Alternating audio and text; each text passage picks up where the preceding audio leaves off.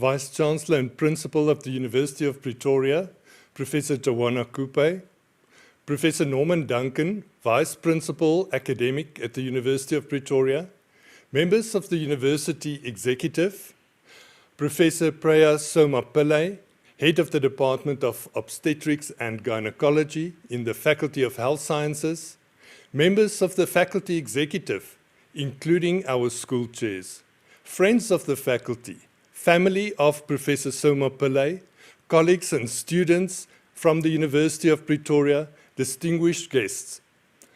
I am Professor Tiandi Jager, Dean of the Faculty of Health Sciences at the University of Pretoria.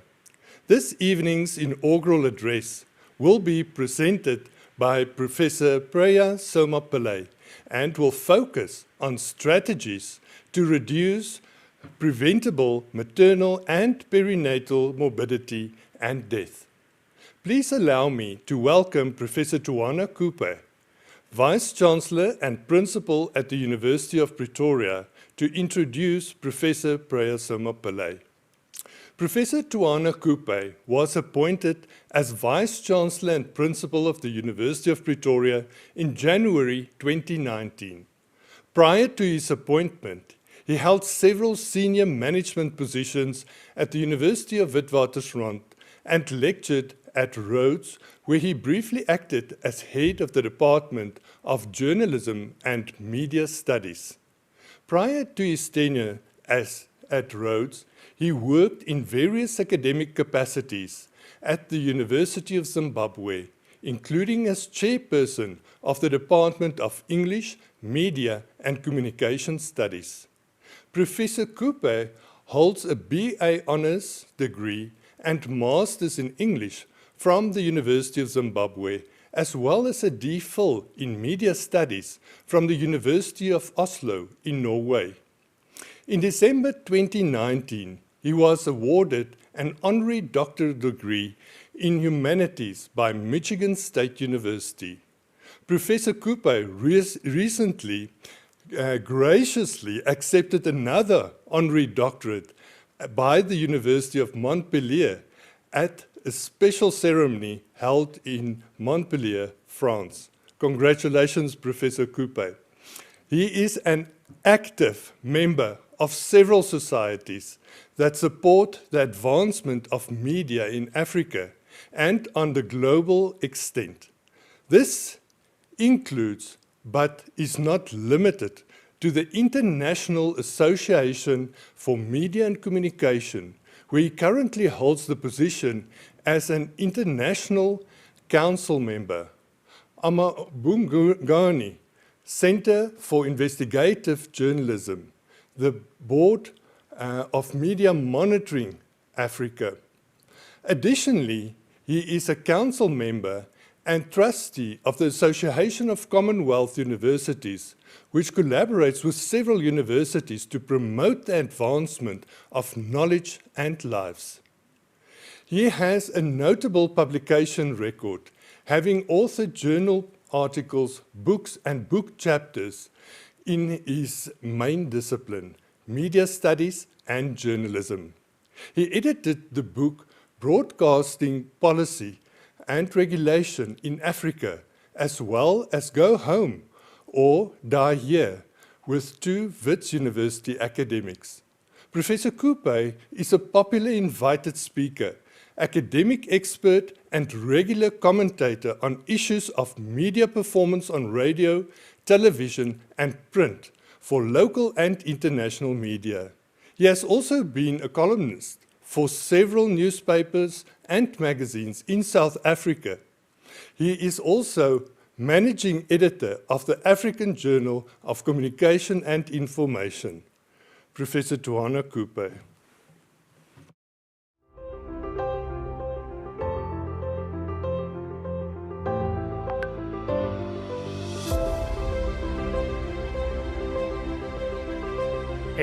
Morning and afternoon as well for those who are watching from abroad. Today, I have the pleasure of introducing Professor Priya Soma-Pillay.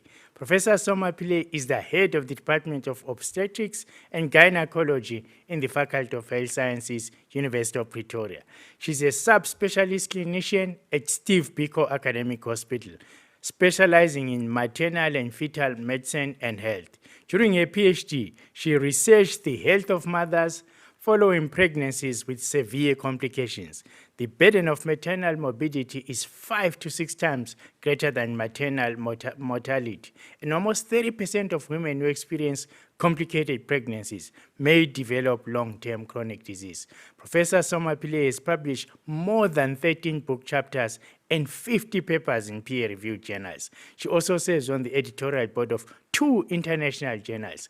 Professor Soma-Pillay and Professor Sumaya Adam co-edited the protocol book Obstetrics Essentials, which is currently in its 3rd edition.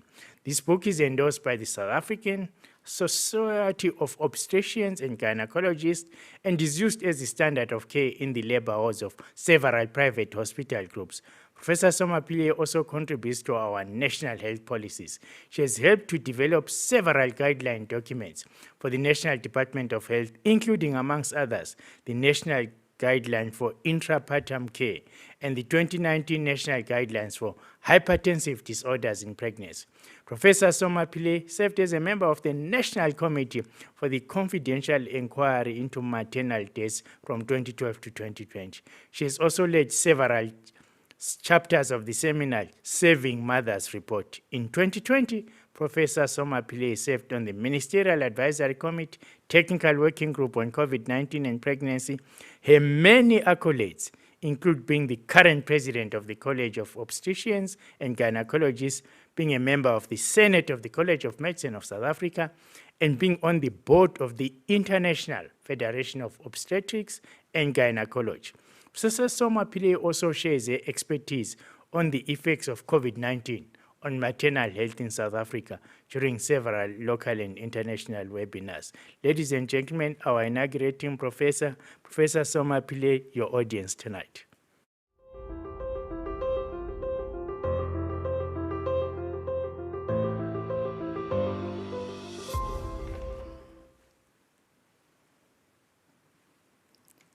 Maya Angelou said, "My mission in life is not merely to survive, but to thrive, and to do so with some passion, some compassion, some humor, and some style." Good evening, Professors Kupe, Duncan, De Jager, Senkubuche, Steenkamp, Mashamba Thompson, Professors Green and Pillay, and Dr. Matabula, CEO of Steve Biko Academic Hospital. Good evening as well to my friends and colleagues who have joined us online today. Thank you for allowing me to share my academic journey with you. Today is an auspicious day on the Hindu calendar, and I'd like to wish all my family, friends, and colleagues a happy Diwali. Who am I? My father's family spent generations on a farm outside Pretoria in the Valmanstal area, but I spent my early days in the Asiatic Bazaar, the area now known as Marabastad. I attended the Aga Khan Nursery School, which was located at the landmark mosque on Boom Street. In the 1960s, Asiatic Bazaar was rezoned as a white area under the Group Areas Act, and in the mid-70s, my family moved to Lodium, an Indian township in the west of Pretoria. I attended the Jacaranda State Indian Primary School. The Department of Indian Education at the time provided a solid academic foundation, but my parents wanted me to be exposed to a broader education, which included exposure to people of all races and participation in sport and cultural activities. So for secondary school, I was lucky to attend St. Mary's DSG in the city of Pretoria. I would like to acknowledge some of my teachers who played a pivotal role in my academic life. I must mention the late Mr. Didi Patel and Mr. Y. Ismail, who were my English and Afrikaans teachers in primary school, and Mr. Ronnie Govender, my maths teacher. Pictured on the bottom left is Mrs. Leith, my science teacher at St. Mary's DSG. Mrs. Leith was truly inspirational. She was so passionate about science and able to share and transfer her enthusiasm for science to her learners. Mrs. Leith inspired us to do our best and aim for the stars. I joined the University of Pretoria in 1989 as an undergraduate medical student. I received all my qualifications through the University of Pretoria, and these included my undergraduate medical degree, my diploma in obstetrics and gynecology, my specialist qualifications in obstetrics and gynecology, that is the MMed and the FCOG, my subspecialty certification in maternal and fetal medicine, and my PhD in obstetrics and gynecology. I ran my first Comrades Marathon in UP colors in 1993, and pictured on the top right is Uncle Fali, and I'd like to thank him for taking me through my first big race. I have to spend a little time acknowledging my family, as we are close-knit, and every member of my family has encouraged and supported me over the years. My parents, Ruki and Imra Soma, are pictured in front of you. My dad was born and grew up in Pretoria, and my mom was born in India, but moved to South Africa when she was a child. They met in Durban, where they attended the University College for Indians. This institution was located in disused military barracks on Salisbury Island, just off the coast of Durban. And the picture on the left shows my parents returning off the ferry from Salisbury Island. My dad qualified as an accountant and my mom a social worker. My mother later completed her master's in social work through the University of Witwatersrand. Both my parents are still actively involved in community work in Lodium and the surrounding areas. I have two younger siblings, Priya, who is married to Ketan, and they have a son, Harshay, and my younger brother, Chetan, who is married to Sharira. My husband, Rajan, is an ophthalmologist. We've been married for 27 wonderful years, and we have two children, Nishan and Jasveer. Rajan attended the Waterford Kamshlaba United World College School in Swaziland during his high school years. He obtained his medical degree and his specialist qualification through the University of Witwatersrand. Rajan always encourages me to be the best version of myself. Nishan will be completing his LLB degree at UP at the end of the year, while Jess is in Form 3 at St. Albans College. My sons have given me their unconditional support through my academic career. This is the Pillay side of my family. Rajan has 4 brothers, so we are a big, raucous family. I would like to thank my mother-in-law, Manu, and my late father-in-law for their unwavering support during my studies. My mentors have played a significant role in my career. Professor Lindeke has been the head of the ONG department for more than 30 years. He is well known for his transformational leadership style. He also recognized the need to make English the language of communication and teaching in our department. Professor Bob Pattinson supervised my PhD research. I really appreciate his time and availability despite a very busy schedule. Professor Pattinson has a unique ability to extract critical information from research data that is not apparent to others.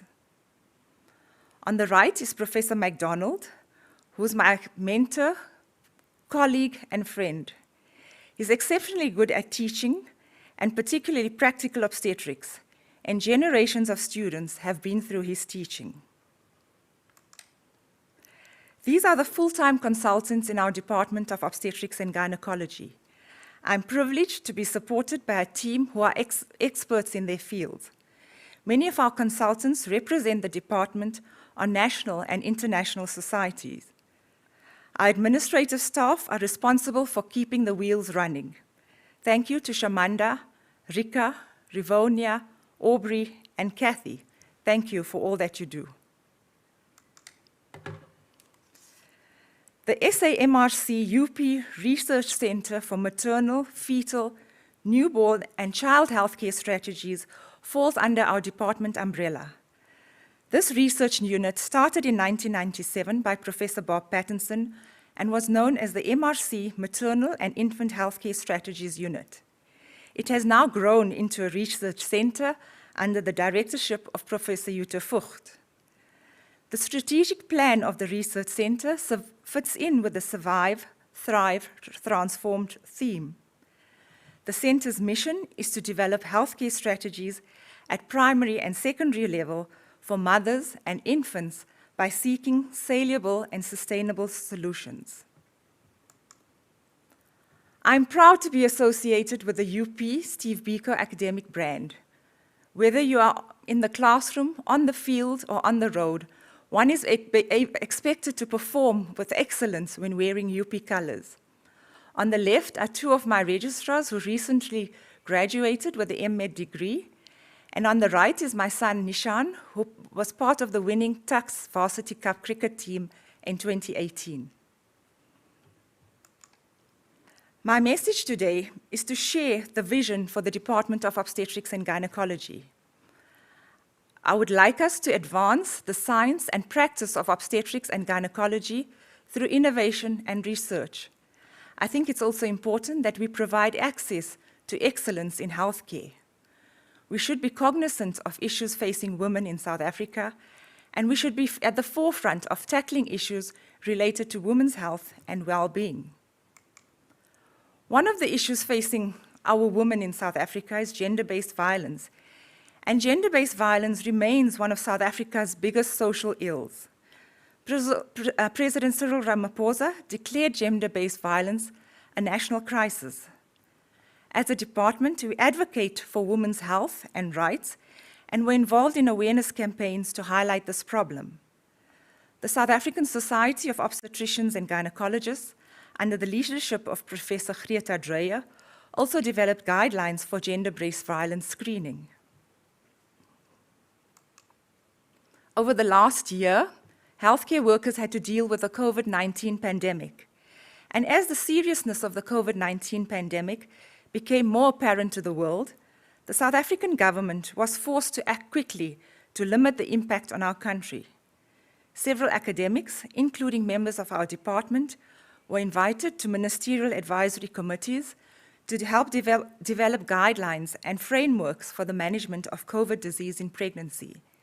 Healthcare messages for pregnant women were also distributed, and research was conducted into this new condition. These are some of the papers published by members of our department, and it included topics on vaccination in pregnancy, the effect of COVID on the healthcare system. We were also involved in the National Obstetrics Surveillance System, and we looked at the effect on COVID on the placenta and fetal growth. The Survive, Thrive, and Transform theme comes from the World Health Organization's Sustainable Development Goals.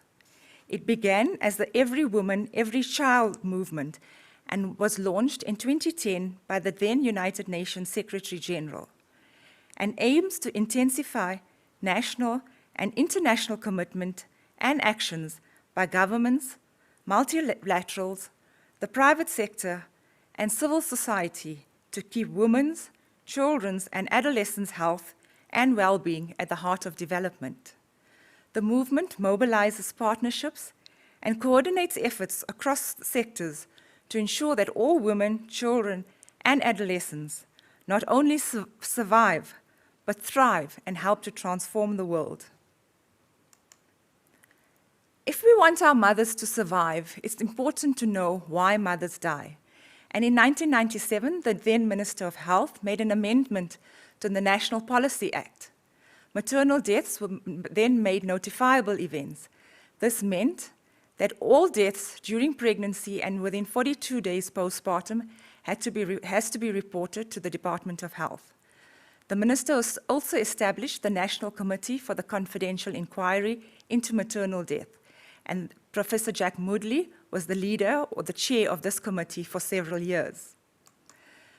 The function of the committee was to identify causes of maternal death, identify gaps in the health system, and to make recommendations and develop guidelines to reduce our maternal mortality rate. The top 3 causes of maternal mortality have remained constant for over 2 decades. Our leading cause of maternal death in South Africa is non-pregnancy related sepsis or deaths due to HIV and AIDS, and this is followed by deaths due to hypertensive disease in pregnancy and obstetric hemorrhage. I was privileged to serve on the committee from 2011 to 2020, and I was the chapter head for the medical and surgical conditions for 3 editions of the Saving Mothers report. These are some of the guidelines developed by the NCCMD and the Department of Health.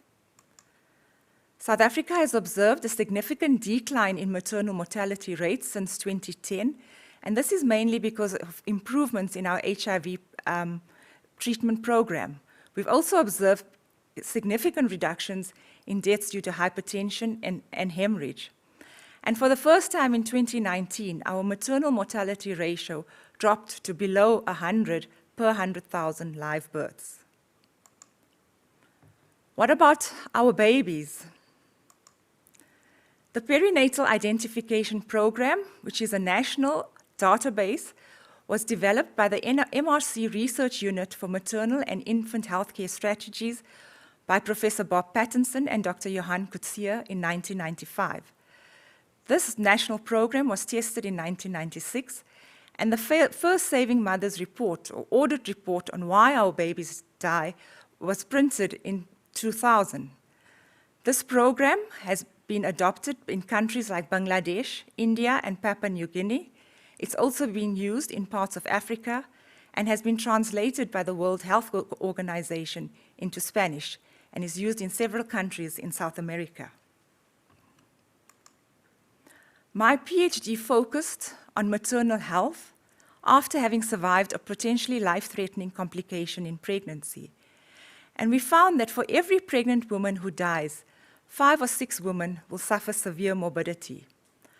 Hypertensive disorders in pregnancy are one of the significant causes of severe morbidity in pregnancy, and one of the severe forms of hypertensive disorders in pregnancy is preeclampsia. We found that women who developed early onset preeclampsia before 34 weeks of gestation are at a significant risk of developing cardiac diastolic dysfunction 1 year after pregnancy. We also found that women who require 2 or more drugs to control blood pressure in pregnancy are at risk of developing white matter lesions in the brain. Although we didn't look at the clinical correlation of white matter lesions, other studies have shown that these lesions are predictors of future stroke, dementia, and death. Preeclampsia is also associated with long-term microvascular disease. Unfortunately, women who suffer severe morbidity also have a poor quality of life 1 year after delivery compared to women who have a low-risk, uncomplicated pregnancy. Another important cause of severe morbidity in pregnancy are our non-communicable diseases, particularly diabetes. Professor Sumaya Adams' PhD focused on diabetes in pregnancy. Her research identified the prevalence of the condition in South Africa, the role of risk factors, and she critically compared the different screening criteria. She also evaluated the role of point-of-care testing and the use of biomarkers in the diagnosis and management of diabetes in pregnancy. Sumaya and I are also co-editors of the Obstetric Essentials Protocol textbook, which is currently in its 3rd edition. So identifying women who survive pregnancy is important, because we should ensure that they lead a healthy lifestyle as we can modify their risk factors and help them not only to survive, but to thrive and transform. What about our babies in South Africa? Data has shown that for every neonate that dies, 3 babies are stillborn. The stillbirth rate is a good indicator of care during the 3rd trimester of pregnancy and labor. Stillbirth remains a global challenge because around 2 million stillbirths occur worldwide every year, and 3/4 of these occur in sub-Saharan Africa and Southern Asia. 55% of stillbirths occur in rural families in these areas. In South Africa, approximately 30 to 50% of fetal deaths are due to growth restriction. these fetus do not reach their genetic growth in utero. In many resource-poor countries, the availability of quality of care in health facilities are not sufficient to hinder adverse maternal or fetal outcomes. While the use of conventional ultrasound is a routine component of antenatal care in higher income countries, in many low-income countries, the only way to determine fetal growth rate is by palpating and measuring the size of the uterus using a measuring tape. In high-income countries, the use of conventional ultrasound directly influences antenatal care utilization by improving referral for detected conditions. With this in mind, our SAMRC UP Research Center, the Tygerberg Research Unit in Cape Town, and the Center for Scientific and Industrial Research, the CSIR, developed a portable device called the Ambiflow. This device is able to detect changes in fetal blood flow in the umbilical artery. The device is therefore able to detect fetus at risk of stillbirth. Tests conducted in South Africa has shown that the use of this device could reduce our perinatal mortality by over 50%, and this would potentially translate into 4,000 stillbirths per year. The device has also been tested internationally in a WHO-sponsored studies involving over 7,000 pregnancies in countries like Ghana, India, Kenya, and Rwanda, and our results have been similar to our South African data. We are also following up these babies who've been identified as growth restricted in utero, and in a collaborative study with the Department of Pediatrics, Nutrition, and Physiotherapy, we're looking at infant body fat composition and neurodevelopment factors. Our preliminary results show that babies with abnormal Dopplers have a lower fat-free mass in the postnatal period when we examine them at 6, 10, and 14 weeks post-delivery and 6 months of life. Identifying these fetuses is important, as they are affected not only in utero, but in the postnatal period as well. These babies may therefore benefit from additional nutritional care postpartum. Determining the cause of this fetal growth restriction would constitute a major breakthrough, and this is what we should work towards. One of the other PhD students in our department is Dr. Felicia Molokwane, and she's comparing the effect of babies who are exposed to HIV in utero to those who are not exposed, and it's believed that HIV reprograms infants' pathways in terms of growth, cognitive development, and development of the immune system. Felicia, we are eagerly waiting the outcome of your research. What can we do in South Africa to ensure that our babies and mothers survive, thrive, and transform? The good news is that 68% of children have clean water at home. 77% have basic sanitation, while 89% of children have electricity. Unfortunately, 27% of young children are stunted and don't get the food they need to grow and learn. 42% of children experience abuse or neglect, while 78% of grade 4 learners cannot read with comprehension and understanding. So what do we need to do to ensure that our future generations thrive? We need to ensure that all our children have good health. They need a safe, clean, and healthy environment with access to healthcare services. They need a good diet, which includes vegetable, fruit, grains, meat, eggs, and dairy products. They need to grow up in a safe environment and need to be protected from violence and neglect in their homes. They also need to be given opportunities to learn. They need caregivers who can make learning fun, who will encourage them to explore and find out about the world. And they need someone to read stories to them to stimulate their imagination and show an interest in their schoolwork. So in closing, our government, clinicians, educators, and civil societies need to make a concerted effort to ensure that our mothers and children survive, thrive, and transform. On a final note, these were some of the fun times that we've had in our ONG department. Thank you.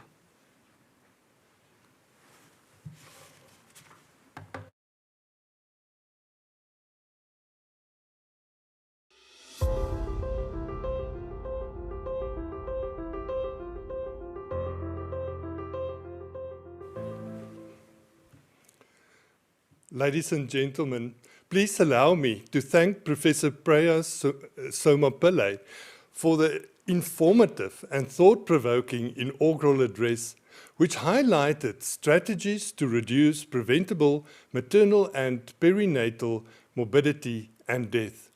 Today's inaugural address was a reminder that academics play an important role in addressing healthcare challenges that affect society on a daily basis. The two scientific breakthroughs that were highlighted by Professor Soma-Pillay's address are a reason and a response to helping South Africans provide access to excellence in healthcare to prevent stillbirths, neonatal deaths, and improve maternal health. The use of Ambiflow device for screening has halved the number of stillbirths in sites studied, and in the internal collaboration with the Department of Pediatrics has led to a discovery of a tool to detect and provide early prevention of fetuses at risk of stunting, poor neurodevelopment, and the risk of metabolic syndrome in the later stages of infant development. These breakthroughs will certainly give hope to pregnant women and their families. Thank you, Professor Soma-Pillay. Finally, allow me to thank Professor Johanna Coupe for leading us in today's inaugural. Members of the University Executive, for your continued support.